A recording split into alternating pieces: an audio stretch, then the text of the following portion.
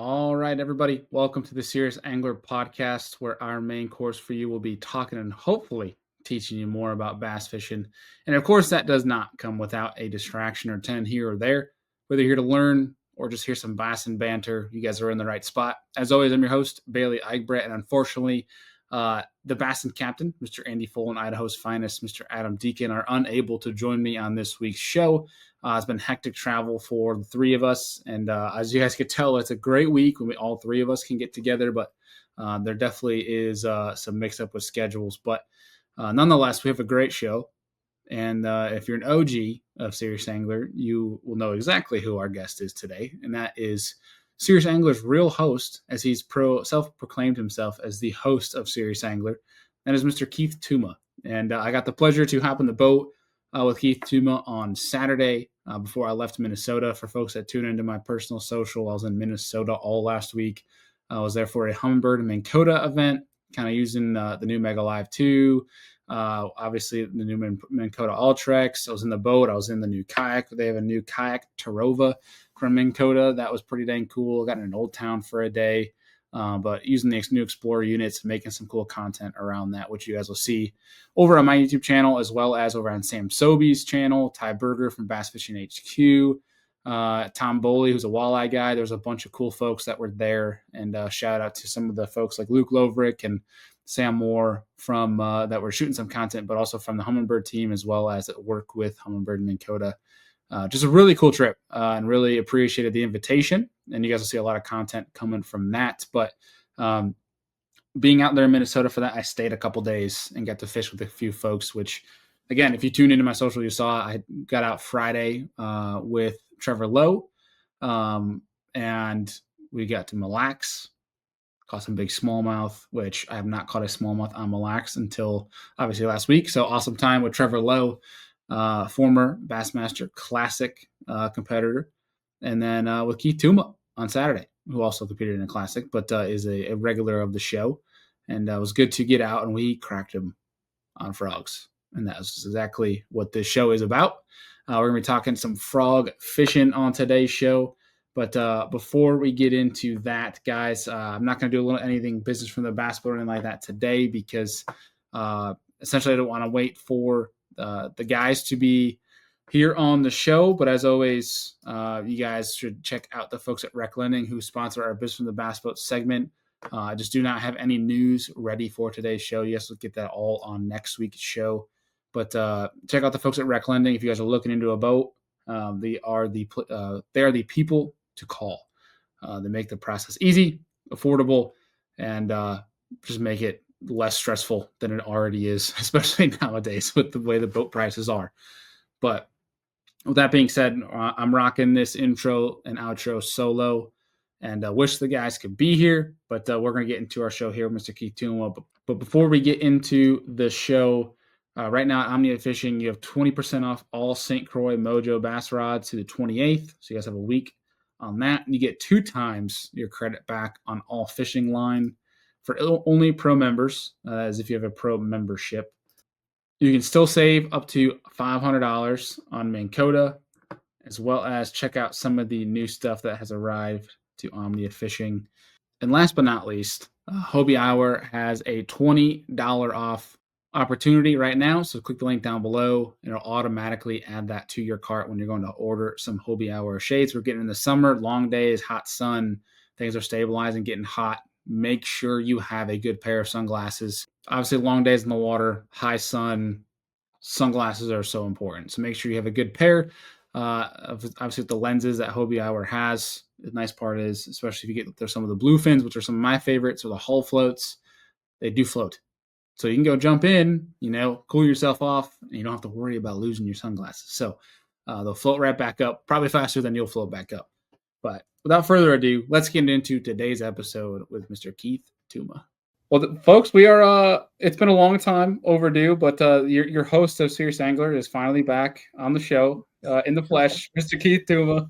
Thank you so much for having me. Dude, again. Yeah, and dude, it's for the people that are not tuned into my personal social media, is me and old Tuma time here finally got out on the boat together. That was an awesome trip. And long overdue. We've been talking about it for years, and I came to your neck of the woods and you had stuff going on, and finally you came here and it just worked out. Yeah. Yeah. Well, we got to put the asterisk on it because you said it yourself. It was an awesome day, but you said it wasn't that good. Come back when it's good. And I'm like, dude, we had like 40 fish on the frog. We had a decent sack too. Like, Yeah, but it wasn't right. oh my gosh. Yeah, it gets right. I don't know, end of July through September, October. Yeah, I mean, I've had phenomenal frog bites up here when the water temp is 46 degrees in the fall. So I don't know. They like to eat. Yeah. Well, if people couldn't tell already by the either thumbnail or title of the podcast that you clicked on, we're talking frog and fish. We're talking frogging today. That'll be great. But one thing, dude, to kind of kick things off, that I was kind of like going up to that northern Minnesota area. One thing I was really kind of impressed by was how quickly you guys come out of winter and almost jump right to summer. Like you guys don't get much of not that you get to fish much in the spring anyway, because the state laws, but you guys don't get much spring anyways, like from the lake. This year, and I think last year too, was a little bit of an anomaly. We had, I think we had a week and a half or almost 2 weeks straight where we were in the upper 80s and 90s. So it went from winter, a touch of spring, to boom, straight on August. And that kick-started the largemouth really quick. But then right after that, I mean, we were back down in the upper 20s and 30s. So and we had a week and a half or 2 weeks of that as well. So it knocked stuff back again. But yeah, our springs have been really, really weird the past couple of years. But we just, I don't know, make do, adapt. Fish are still there. It's not, I've said this 1,000 times. It's not like they're going to grow legs and leave the lake, but they're still there. They get in moods, and we just got to figure them out. Yeah, it was really cool though. I was sitting there, I'm like, seeing some of these lakes, I'm like, with how much vegetation and some of even the cheese that are on stuff already. Like, it's like, dang, you guys just straight up like get out of winter after us in New York and then surpass us going to summer. It's crazy how your guys' timeline is so fast. But right. No, it was cool, man. We're gonna talk frogging. I think we joke about this, but we are also serious that step one in frogging is remember your freaking frog box. True story. Both of us forgot our frog boxes. I had 2 rods. Well, I did bring my toad box though, and thank goodness. But once we got away from the pike, we coaxed a few bass into biting those. But yet it was a rookie move on both of our parts for sure to forget our regular frogs. But we made it work. It was what, 15 minutes or so into finally like fishing that I had a pike rip off my frog, and you're like, "Oh, you got frogs?" Yeah, of course I got frogs. I go to the back of the boat, and I'm like, "Never mind, I forgot my frog box," like an idiot. And then I had to steal your frog because then we had nothing. But dude, yeah, thankfully for those rivets, man, like we didn't have. Yeah, we didn't have. But saved us for the rest of the day. Otherwise, yeah, it did. I don't know. I'm still laughing about it. I just can't believe both of us forgot our frog stuff, and that was the intent, was to go frog fishing. And yeah, anyway, but like you said, we made it work. And yeah, I mean, talk about handicapping a guy right off the frickin' bat. Is I said, okay, go ahead, grab my frog. I think I got another one in the rod locker, which I thankfully did, but not the right one for this time of year. And then you started putting a major hurting on me, and I was like, okay, that's cool. You know, hopefully you'll give me credit. You did. You earned your guide tip for the day. It's in the mail. No, don't worry. Yeah, I appreciate that. But no, great time. It took us, I don't know, a little bit to figure out what they were doing. That we had a little bit of a cold front come through, where it was, I guess, mid to upper 50s only. But we still managed to find some fish, and they weren't where I think we both wanted them to be, but they were in close proximity. Yeah, it was enough to keep us, in that area looking for enough to keep the hunger, not enough to like make us jump ship and go do something else. But correct. It was funny though, that one thing that kind of keyed us into the specific area that we started catching was there was a bass blew up 5 feet from the boat. And we're like, oh, I think that's a bass. Right. Boosh. Flip back there with the frog 5 feet from the boat. And what was it? A 313, sorry. Something Or like something that. like Yeah. that. It was a nice one. Yeah. Shoot. It's like, well, I guess there's a little bit of a school here. Yeah. Yeah. We wanted to tear there for a little bit, but Yeah. man, But they were in the looser stuff. no, it was. They definitely seemed like they were in the tighter area. It was very specific areas that they seemed to be in. Like, because it seems like when we find something similar. Well, we had overcast days. It wasn't raining or anything like that, but lower light conditions. So they weren't underneath the pads and the mats like where we would want them to be. But I think as summer progresses and we get into fall and stuff like that, they tend to be under those ambush points a little bit more. So yeah. Yeah. Well, and that's what's cool too, that I noticed throughout that the week actually being up in northern Minnesota with the Hummingbird crew, and we obviously did a lot of frogging. And if anybody pays attention to my YouTube channel, I'm sorry. The next 5, well, I shouldn't really apologize for the next 5 videos. I'll be frogging. You're welcome, actually, is what I should say. That's right. That's right. But we noticed it too. Is it seemed like they were obviously in the veg, but in the open areas. Like if they have a hole in the ground, that's where they would eat the frog versus coming up through the stuff. And when people talk about making adjustments, we're like, oh, they might not be in the cheese. It's not completely deserted. It's just you might have to adjust where you're casting to or where you're slowing your frog down. Yep. And that's the exact kind of stuff I want to dive into you with you. Is I loved your approach to frog. I learned a lot with you, actually. Oh, wow. Okay. No, for real. In approaching that, and kind of just how, like, when you have certain telltale signs of what fish are doing, they can kind of get you clued into what the bigger ones are doing versus just mass group. And I guess to start on that, we're gonna lead in. We're gonna come full circle here, but when people look at throwing a frog, they just look at, okay, there's pads. I'm gonna go throw a frog. Oh, there's I'm gonna go throw a frog. Right. When you can definitely get bites that way, but when you have a giant fishery that's all mats, all pads, it could be overwhelming, and you can waste a lot of your time. Yep, because everything looks good. Right. But what looks good to us doesn't necessarily look good to the fish, you know? Exactly. And so that's what I want to pitch over to you is when going frog fishing, you know, it's August, you know, it's, as you say, good, you know, the good time to go frog. Dude, just wait. And you see a whole field of mat. Yep. What are your first things you're going to do to try to pick apart what might be high percentage compared to the rest? If I'm pre-fishing and I've got all the time in the world, I'm going to try and fish as much of it as possible because there's going to be stragglers here, stragglers there. But if I've got a limited amount of time, I'm going to look for bait, kind of like what we keyed in on. We started noticing there was gills being chased, and there was like surface activity and just life. Obviously, if I've got a ton of time too, I'm going to look for life.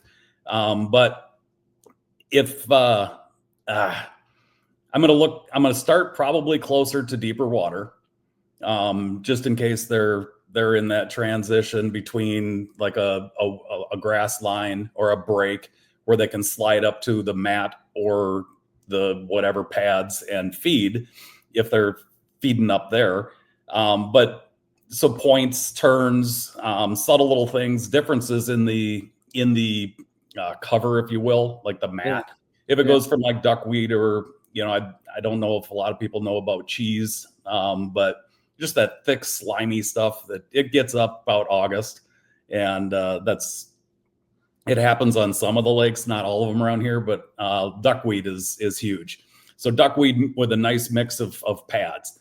Now, below what you can see there, we're probably looking at either coontail, milfoil, or cabbage, and that's going to be another clue that we're looking for. Where are we getting bit under these mats that we're keying in on? And once again, the bait is going to clue us in, the activity, or, you know, a lot of times you start seeing a few fish busting, and it's like, oh, okay, there they are. Hey, over here. Nope, I'm over here. Throw me a frog. You do that. Yep. I mean, it's it sounds so easy, but it's kind of complex, but it's really not as difficult as one would want to think. Yeah. There's a ton of things that I guess I'm looking for when working the frog across some really heavy cover. And I mean, just a slight little bump up underneath the frog that I think a lot of people might miss. I'm like hyper focused on my frog, and I'm kind of looking around. But if I'm fishing some of these thicker mats, I'm going to look for any little disturbance where my frog is coming through that just doesn't seem right, and I kill it, and then just sit there and try and shake the thing, and then eventually, if there's one there that's in the right mood, it'll definitely show itself. So Yeah. and it's usually a pretty good time from there on out. So Yeah, I think to briefly go back, talking about cheese, yes, I think for the majority of folks, when we say cheese, people I think have, especially if they have this kind of stuff in their area, they know what we're talking about. But would you say is a good definition of cheese is when you see a stretch of mat, and then there's a part of a mat that almost looks like a nuclear green, weird, fuzzy crap on top. Would that be a nice description of cheese for you? Absolutely. That's what we look for. Yeah, it's the thickest, nastiest stuff that, I mean, it always gets hung up on your line if you're punching it, or your frog will get buried down in it, and you come back with a little wad. And especially when you got a fish, you're dragging back all this slimy goodness. And I mean, the gills and stuff get under there, the bait fish, whatever, get up underneath there, and boy, they go crazy when you find them.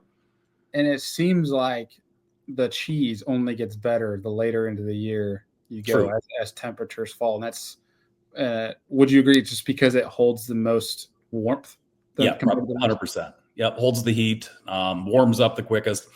There's been several times where I've been out there or out on a lake anywhere, and that you're thinking, okay, I'm going to run to my best spot and check it out, or start fishing it, and it's just not going. And you know that they're there, but they're just not activated yet. And so a lot of times I'll wait until the sun pops up and starts getting on that, shining on that mat. And then it's like a switch flips and it's go time, So I've had to wait a couple hours before it's like, come on, let's go. Time's ticking. There's a tournament, but fish don't care. They're on their own schedule. Yeah. That I feel like the 10 a.m., 10:30 a.m. is like when people, especially when you go frogging, kind of get excited. It's that one time a year where you can definitely catch them before then, for sure, frogging. But like, it's one of those times a year where if you got stuff to get done, you can go get it done in the morning. The frogs, I'm sure, are going to be there. You don't need to get up too early for them. But that's so true, though. A couple of weeks ago, I had a bite just like that, where it's all got reeds and things like that. And I went through first thing in the morning at like 6 a.m. and caught a couple here and there, but it wasn't hot and heavy like I thought it would be. Right. And spun around at, went back to that area around 11 and absolutely cracked them. I couldn't go 10 feet without getting another fish. So that goes to show that timing, it's usually like that for the rest of the summer. So how many people are going to fish through an area and, they moved or they're not here, and then just abandon it and go out and be on the struggle bus the rest of the day. Whereas if you go back and revisit it like you did and like what I was talking about, it's all of a sudden, like I said, that switch flips and it's go time. So, yeah. So how much do you think like hard bottom and things like that have or to go into play when you look at that? I think it probably matters a little bit, just for what grass is going to be growing underneath the mats that you're keying in on. The fish, I feel the ones that are underneath the mats aren't like on bottom. So, shoot, dude, I don't know. This is such a loaded question. Because it could be anything. They could be on mud one day, mud bottom. But I think the majority of the times I'm finding them with a harder bottom, constrate, if that's the right word. Yeah.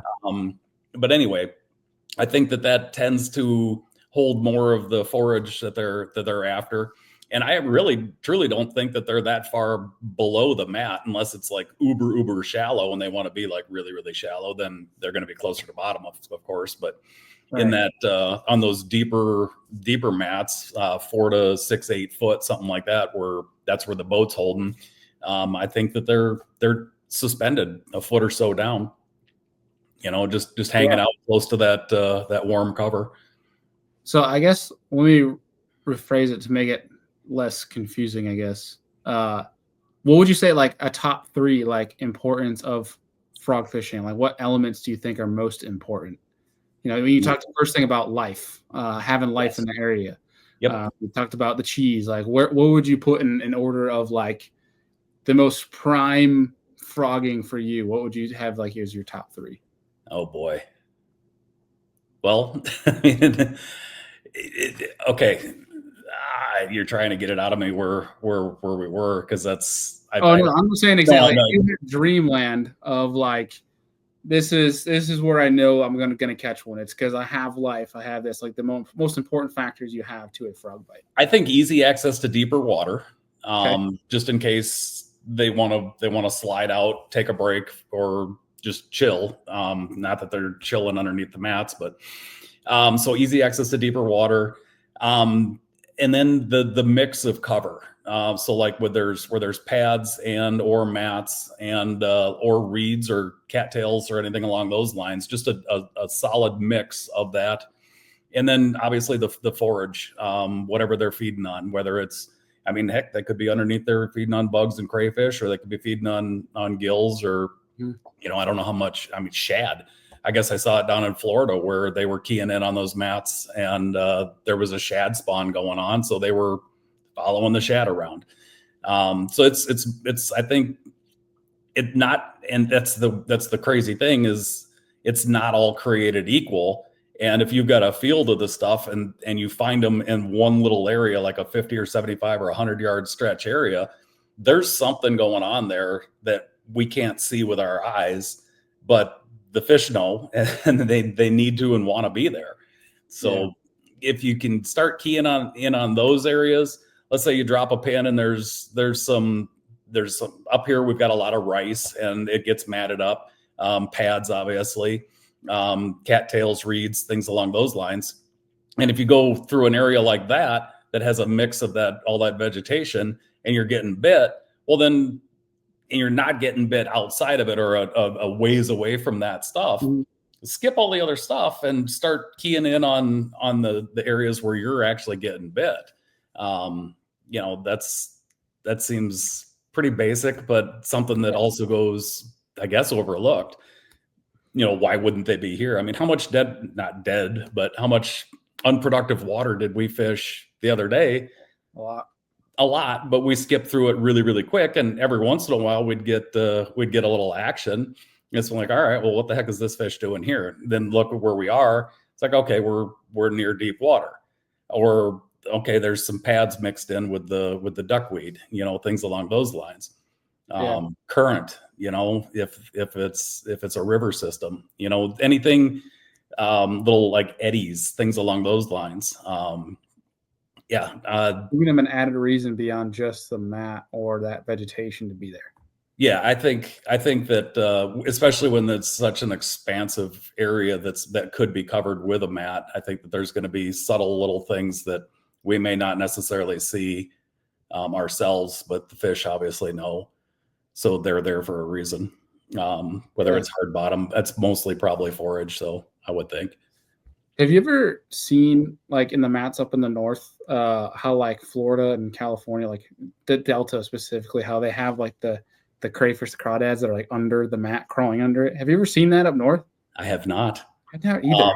Cool. So there's a phenomenal lake up north, and back in the day when it was really, really good, you'd get on the trolling motor, and if you'd look down and at the bottom, everything would just scatter, and it was all crayfish. But I'm sure they get underneath the mats like that. And maybe that's what the fish are doing under there too. But I personally have not seen that here. And maybe I'm not paying attention.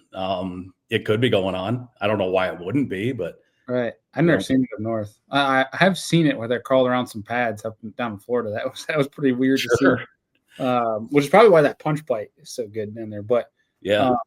I bet you see that all that crawdad going everywhere. You throw a jig and don't pick up nothing else for the rest of the day. It's hard to throw a jig all the time, especially when you're trying to cover water or come through something that's really, really thick, but a jig is definitely something to keep on your deck anyway. Keep it honest.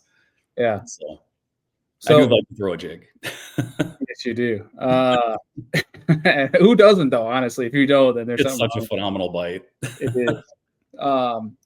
So talk about your frogging setup, because for folks who don't know, your setup's pretty interesting. We'll say it was really eye opening actually for me. I've got a few different rods. My absolute favorite rod I had built by a fella from Bass Boat Central back in the day. And if he happens to be tuning into this, get in touch with me because I want another one of these rods just in case. This rod that I had built, it was probably back in the late, 2008, 2009, something like that. Maybe it was sooner than that. I don't remember. It could have been 2005 or 6. I don't know.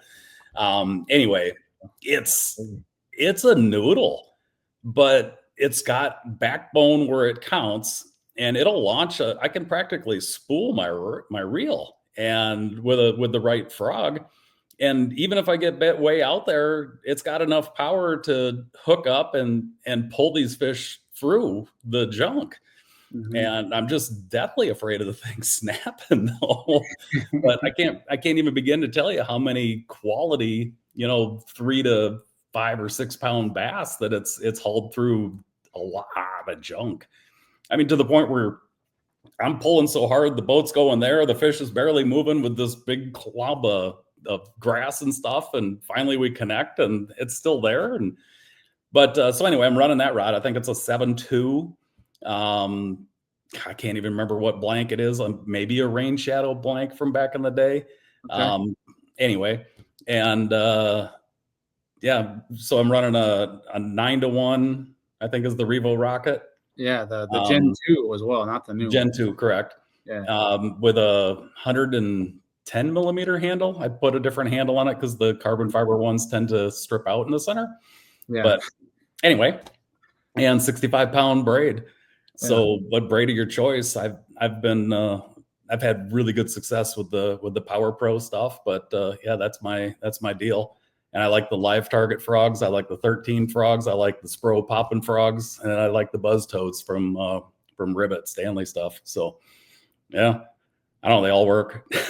Yeah, no, it was cool though when I got the chance to use that rod because I told you, like when I first flexed it, I'm like, there ain't no way. Like you can pull my leg right now, and then set the hook on one, and lo and behold, I'm like, it doesn't feel like it should work, but it freaking works. It works. You weren't kidding though. Like a little flick of the wrist, there's no effort. Like my broomstick, I have to like take a step back, quarterback, correct. Like step into it, launch that sucker to get it to go. Yep. But that rod, just a little flick, and you're like doubling my casting. But it works. It really works. It was cool because I think we literally had polar opposite setups in regards to rod anyway. 100% we did. And we both caught fish. And it was, both deals work. I used to run a pool cue for a rod, and I think it was probably a 7.4, and it was a heavy action Falcon rod, and loved it. It did great. I think back in the day, what did I have on that thing? Like a Revo Toro, one of the bigger heavy duty reels. Yeah. And I was running 80 pound braid on the thing. And, cause pike, huh? No mercy. Oh, no. But I caught a pile of fish on that. It wore me out towards the middle part of the day. A couple hours of throwing that thing, and I felt it. So this rod is so light and it does its thing. I still get wore out. Don't get me wrong. I'm getting old, but anyway, it's you can go, and it doesn't. There's not as much fisherman fatigue involved with it for me anyway.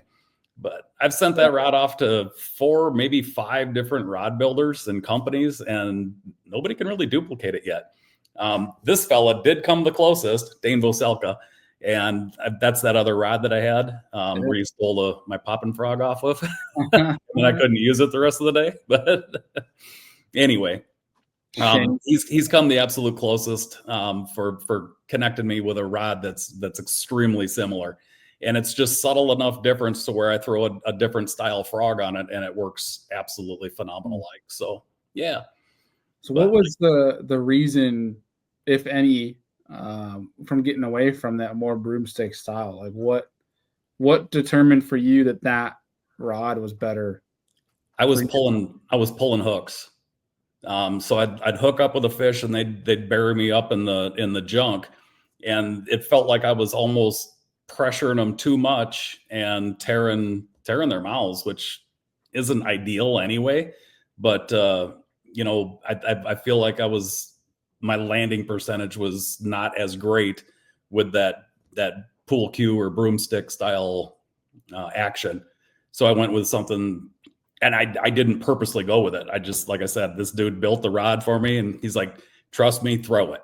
He goes, I catch 7, 8, 9 pounders on it all the time, and same exact rod. It's my favorite frog rod. And so once I got it out of my head that I needed that pool cue, I started throwing it, and I took it out one day or a couple days and just practiced with it and figured it out. And my goodness, the hookup percentage and the landing percentage went up substantially. So, and I wasn't missing the fish as much either. So I'm one of those guys where I'm watching so much, especially in my younger days of frogging, just kind of keyed up, anyway. But I would get very excited and excitable when there'd be a blow up, and I'd pull it away from fish too. So with this one, if I react quick, especially on a longer cast, the rod flexes enough to where there's that couple split seconds or a couple tenths of a second difference between the frog being pulled away and the fish actually being able to grab it. Yeah. So almost kind of in esque of like a chatterbait rod where it's supposed to have a delay. This rod forces you to have the delay. Yep. Or like a crankbait rod or something like that, something with really good parabolic action, whatnot, but with still enough beef to stay hooked up and kind of control the fish, if you will. Yeah. I mean, I missed a bunch with that broomstick for sure.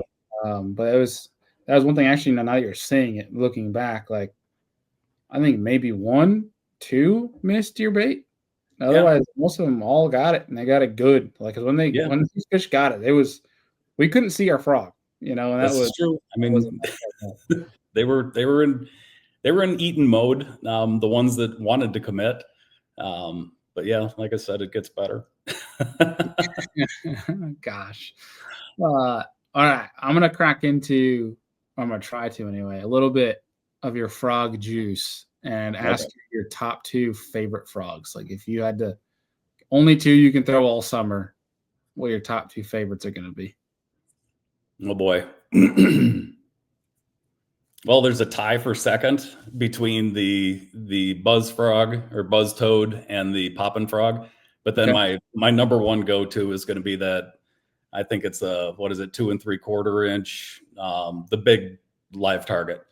And I don't know. I used to throw the scum frog back in the day when there wasn't a ton of different options available for us. Super light frog, got the work done, but for fishing the cheese, it wouldn't do what I needed it to do. It would just skim across the top. And that's with the lighter frogs, that's what I find. So I'm liking a bigger profile, heavier frog that I can work in such a manner to where I can kind of keep it in place or move it very, very little and make a ton of commotion. Yeah. Like we were talking about that other deal where I would put a little light sinker in there too, just to get a little extra weight. I don't know if that's a tip that I should get away with. I mean, people are putting beads in for noise too. And, I've done that as well, but a lot of times you don't need that. So it's just the motion or the movement. Anyway, so yeah, I would say those would be, that's my jam. That's my go-to. Color. We found that color made a difference for us the other day, where they were keying in on either something very dark or that bluegill looking poppin' frog that you stole from me. So, until the pike destroyed that. But anyway, it like absolutely mutilated it. yes, they did. That poor thing. I've never seen one come apart like that or been shredded like that before. But anyway, they were angry too, and good ones. But so color. I stuck with that one because we didn't have our frog boxes, but still got a few fish on there. But I think you definitely were keyed in a little bit more on the right color to throw, and that did make a little bit of difference. And I think a lot of that had to do with the fact that they weren't really in the cover. They were more open on the outside, more in the loose veg that was adjacent to that heavier cover that we were actually wanting to target. Yeah. But so just maybe they get too good of a look. I was throwing a white belly, yellow top, so that's my normal go-to, and it's just a confidence thing. I mean, I'll throw a brown back, white belly, or a brown back, yellow belly. I've got buddies that throw orange frogs or pink frogs, and they catch just as many fish or more sometimes. And it's a confidence thing. It just comes down to you're going to fish what you're confident in a heck of a lot more effectively and efficiently than something that you're not very confident in. That goes for anything. 100%, dude. And I completely agree with that, where I think there's a little bit that has to do with contrast more in that open water setting when they get a good look at it. Whereas I think in the mats, it's either on days where it doesn't matter too much, but the darker, at least in my opinion, I feel like on mats, especially the darker, the better, because it silhouettes better through that mat, especially with a high sun. Sure. But I got so much confidence in that killer gill just because I feel like those bass are in there for a reason, and it's majority of the time going to be for gills, where it's like they're eating the frog, but like the amount of frogs that they're eating in comparison to gills in that stuff is completely different. Yes, sir. You don't. Gill's a nasty good color. Yes, it is. You don't see too many frogs actually walking across, but so I think you're absolutely spot on by saying they think that it's probably a gill that got pushed up onto the mat at some point, and that's what they're keying in on, is that thing flopping around. And I've heard stories of some of the old timers down in Florida that would throw bigger shiners on top of the mats, and they just sit up there and flop, and pretty soon, poof. Yeah, that's cool. Yeah, I would love to watch that. That would be awesome. Heck yeah. But I mean, with that, like, if you have a very active mat, especially you hear a lot of popping, and you know that there's some bass in there, like, take your time and just watch that stuff, and you'll see exactly what we're talking about. You will see, especially if gills are getting chased in there, you will see them breach through the mat to try to escape, and that's exactly 100%. What the frogs that we're throwing are mimicking. Yep, 100%, spot on. Somebody needs to film that stuff. We need like some Discovery Channel type, some frogging documentary is what we need. Bring your film guy when you come back out. We'll go play. We might need a day where it's just, I'm going to sit behind the camera. We're going to record your frog all day. That might need to be done. I'm not scared. You get to go fishing all day. Of course you're not scared. Right. Oh, that'd be fun. Yeah, no, undoubtedly. So with the frog and stuff, we went through your favorite frogs, but say you got a fish that blows up on it. Typically, first reaction is throw the frog right back, and there's a good chance you can get that fish again. Correct. Say it blows up on it or it doesn't. Do you have a throwback bait of choice that you like as a follow-up to try to get them to commit? So I'll throw something that's going to get through the cover the easiest, and with the least amount of resistance or grabbing the grass on the way down. So I'm talking like a little beaver bait. And once again, I think that's mimicking like the little gill that got popped up onto the mat, shooting back through, and then it's just 100% reaction thing. 9 times out of 10, though, and I'm judging their mood. This is after not figuring them out, but kind of keying in and getting clues. If I throw back with that frog again, and that same fish will pop on it again, but doesn't fully commit, I'll give it like 1, maybe 2 more tries because I want to catch them on the frog.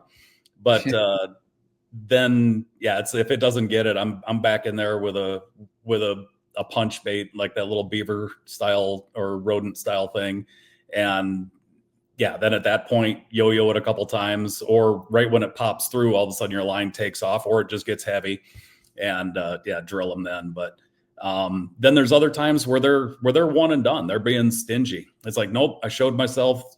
Throw me something else. I'm not coming up again. And those times it takes a little bit more coaxing with that throwback bait. But yeah, anytime I'm throwing a frog, I've got a throwback or a plan B, if you will, for getting them. But to go through personally and flip every inch of a giant mat like that's not my deal. That takes way too much time. But I see guys doing it, and it works. But holy crap, is it not as efficient or effective for me? So Yeah. I mean, if I'm in an area where there's a giant school of fish under a mat and I go through and then they're pretty much done with the frog, then I'll go back through and flip it if I need to upgrade some more or just want to try and catch all the fish in that area, which, yeah, then definitely I'll change up and give them a different presentation.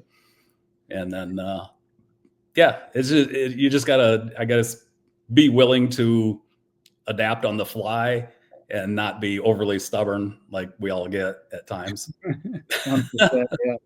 Yeah, that's perfect. Because I was actually just going to follow up with that of, when do you choose to punch instead of frog? But it sounds like it's frog, frog, frog, unless you really have to go and punch. Correct. That's just for me. And just because I'm whatever, I like that explosion or that little slurp.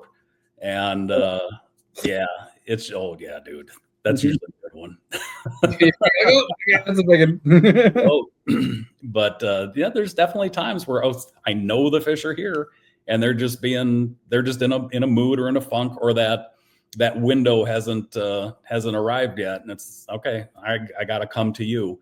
So yeah, it's something that's going to slide through the cover the easiest is going to be, I think, a shorter, stubbier bait that's going to look like the forage as well.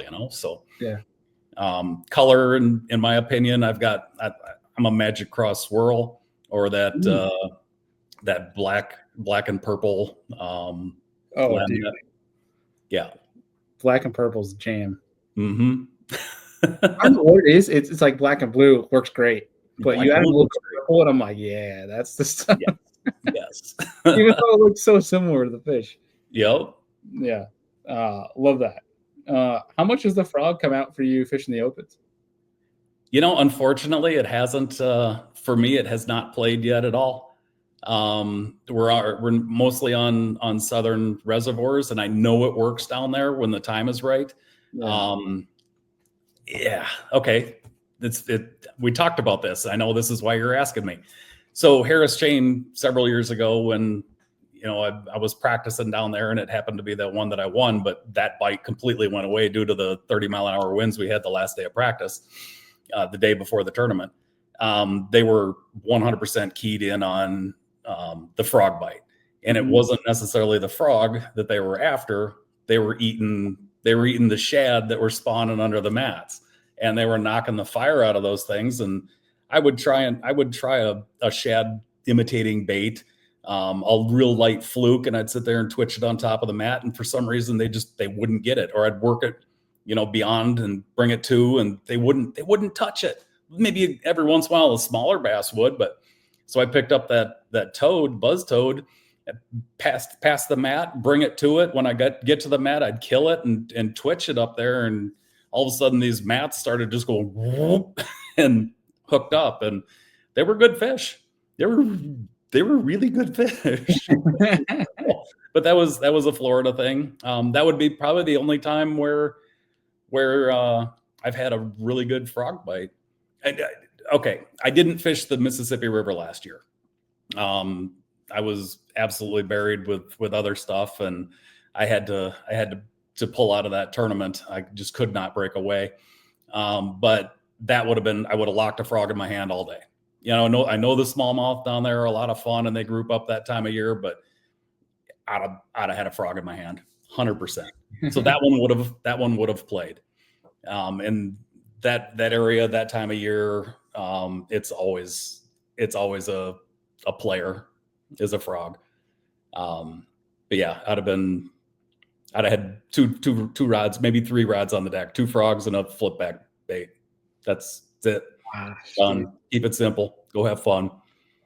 that's And incredible. you've seen the videos of the elites and even the open guys from last year, just the ones that locked frogs in their hands. They do good if they can get them back to the boat. That's the key. Yeah, Got to be able to land them too. So, and it's tough in those mats they or seem to in know that it. duckweed. Hmm? They just need your noodle on. That's all they need. Right.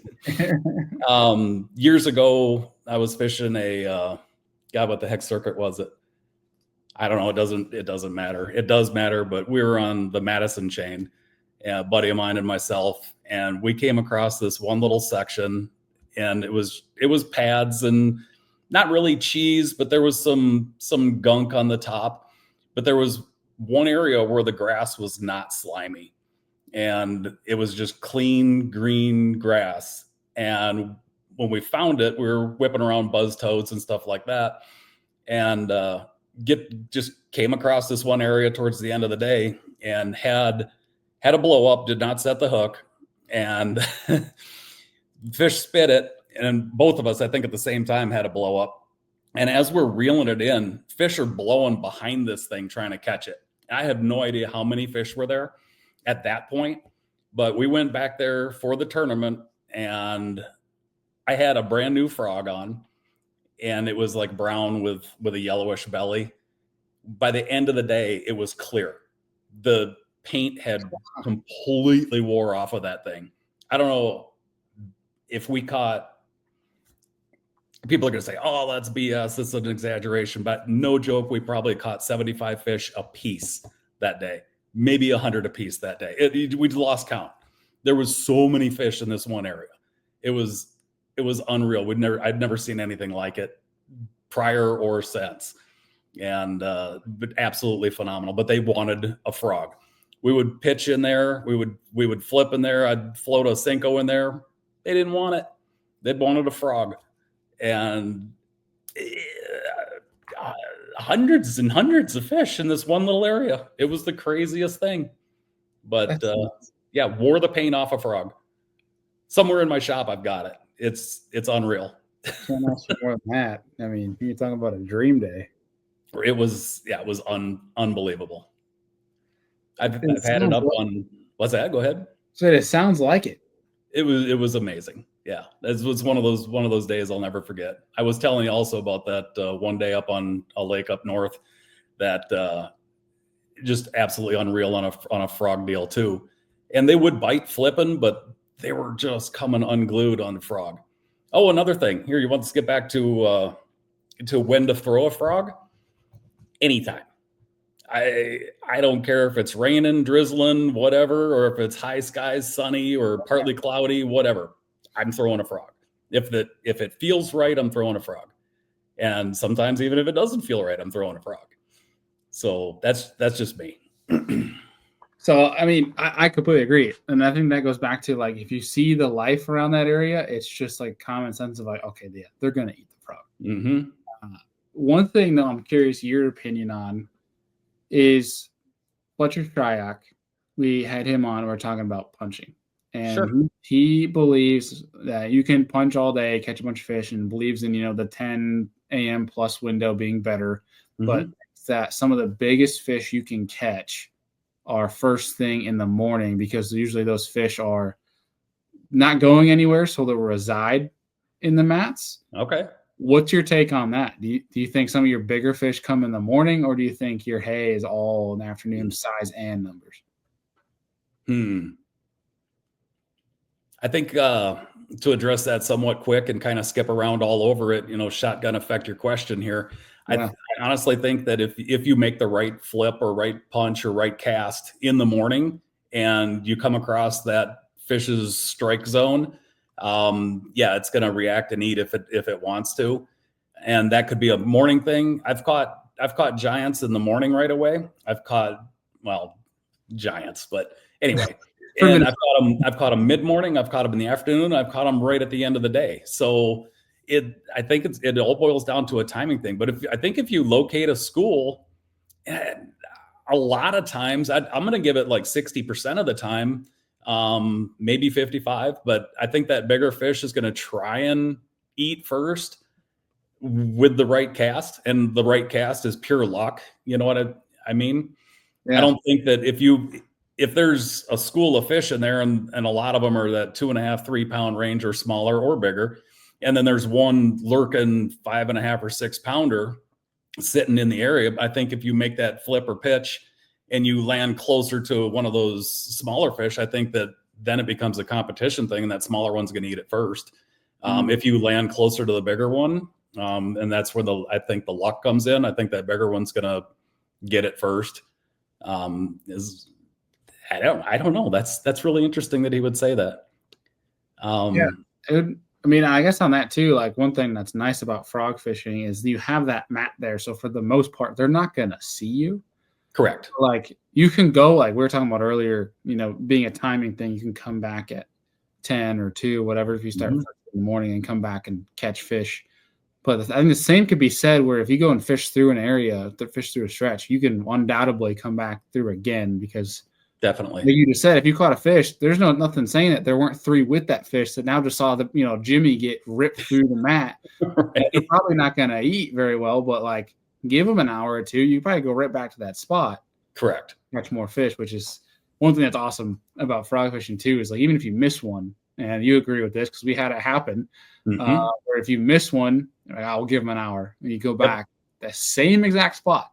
Yep. Not even a foot to the right or left. And there's still I think as we were idling up to that spot, it's kind of funny that you mentioned that. I think you purposely put a backlash in my reel. Oh, so okay. I had to put that thing out, and meanwhile you're throwing it up in there, and you caught it. But same exact spot. And that fish blew on us 3 times, and we missed it, or it missed us when we first came across that area. Yeah. And then, I said that fish is going to eat again in 15 minutes. And I think it took us 45 minutes to an hour to get back there because we were having fun and catching other stuff. But we went back there, and guess what? You made the right cast, and boom, it ate, and you winched it into the boat. Yeah. Yeah. After you gave me a backlash. Oh. You played a little defense. Sabotage. Yeah.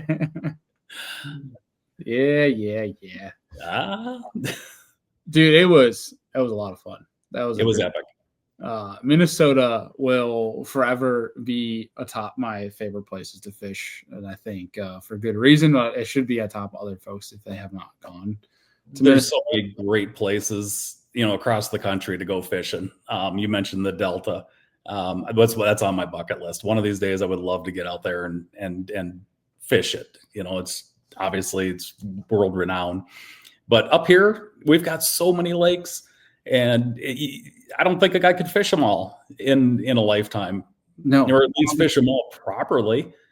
And some of them fish similar, and a lot of them just fish totally freaking different. So, yeah, it's cool. We're very blessed up here with a lot of uneducated fish. How's that? I mean, yeah, I can't say much else either because New York is very uneducated fish, but like.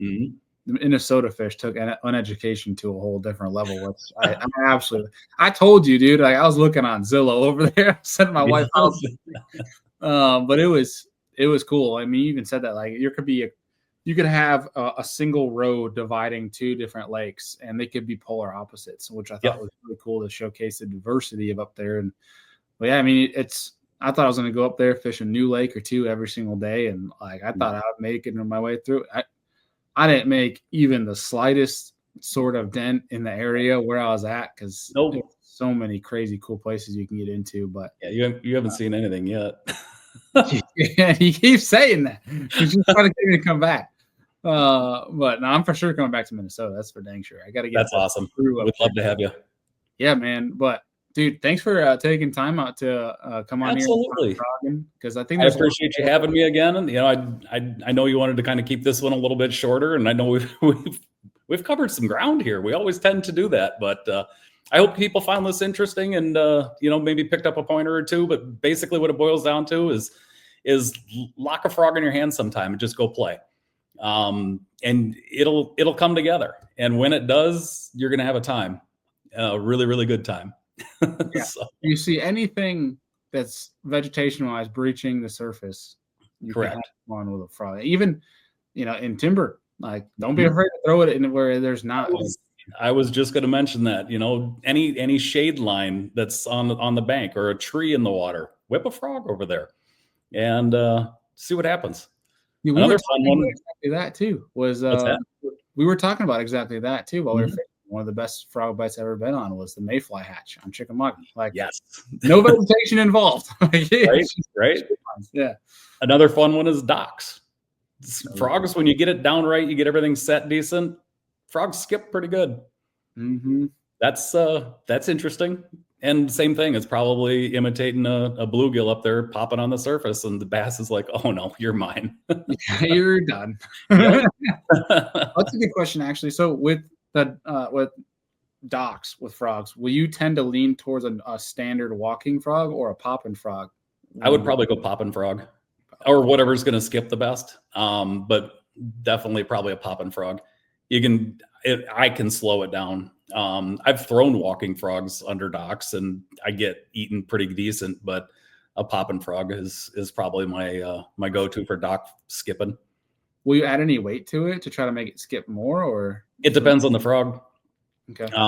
Like the Spros that I've been throwing, those popping frogs, and even the 13s, the Trash Panda, I think that's what it is, the popping Trash Panda, they skip really freaking well. So no, probably not a weight. And you don't have to be overly far away, so you're not making long casts, but yeah.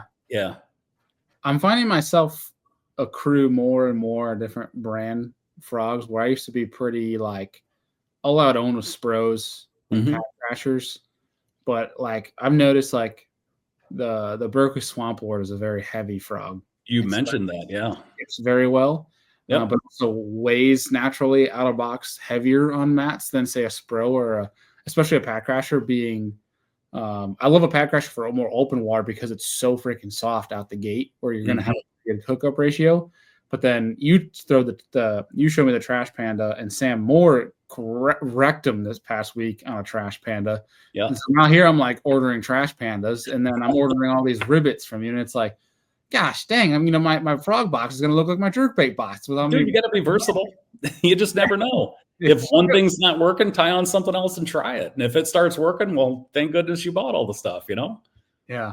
That's one cool thing about frog fishing, whereas you can go out, take a random frog, whatever it may be, cast at any sort of vegetation and catch fish, but it's also way more than that too if you want it to be, and you can be surprising, where it's like you can throw the same frog, and throw killer gill, but maybe they want black, and they might key in on black a lot better. Yep. It's just what they want that day, and I think that's super cool. But you'll still catch fish on frog. You're gonna have a hell of a time. And if you don't catch them, you're gonna see them jump over the moon, over your frog, and you're gonna at least have a show. Yep. It's entertaining nonetheless, or regardless, whatever. Yeah, it's a good time. One of my probably hands down favorite way to fish. It's power fishing. Shut the electronics off. Look at a map, or just watch the grass line or the mat and just go. Yeah, one of my favorite ways to fish. Old school. Probably everybody's too. At least it should be. Honestly. But dude, thank you so much for taking time out. This has been an absolute riot, and we're going to make a Minnesota send, and we're going to have some fun. We'll make it a thing, dude. I appreciate you. All right, brother. We'll talk to you soon. All right, guys, that is going to do it for today's episode. Hopefully you guys enjoyed that, Mr. Keith Tuma, talking about some frog fishing, because frog fishing can be much more than meets the eye than just throwing a frog at a mat. It definitely can be as easy as that, but it also can be more complex if you want to maximize your day frog fishing. So hopefully you guys took some tidbits away, some tips and tricks from Keith on to catch some more and bigger bass with frogs. And of course, there's always going to be shows over on our Lure Lab show on some frog fishing, things like that. But appreciate you guys tuning in on today's episode. If you're not already, please like and subscribe on YouTube. And if you're listening to the show, please leave us a rating and review if you have not already. Appreciate y'all as always for tuning in, and we'll see y'all on the next one.